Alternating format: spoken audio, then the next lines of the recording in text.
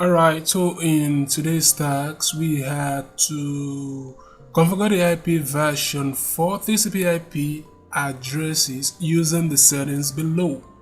So we have a couple of settings here, and this is Windows 11. The procedure with Windows 10 is almost the same thing.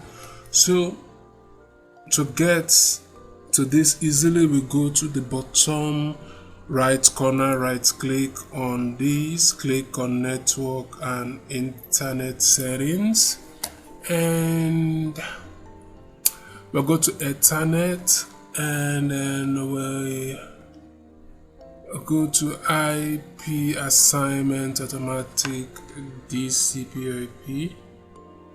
So we click on this and it's set to automatic, so we click on manual and we turn on IP4. And one of the reasons why this is a bit easier is that you can copy and paste. For Windows 10 you have to type it out. So in my opinion, I feel it's a bit easier, just my opinion by the way. So we copy the subnet marks and paste it in the subnet box. You have to be very careful when copying. Do not copy space. If you copy space, it's going to mess up your answers as well. So for the gateway, default gateway, copy, paste. Preferred DNS, we have it here. Copy, ensure you didn't copy space along. You paste. And for the alternate DNS server, we copy this and we paste.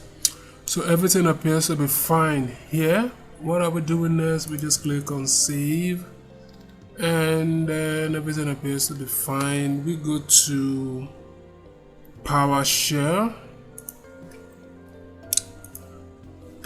We just type in PowerShell.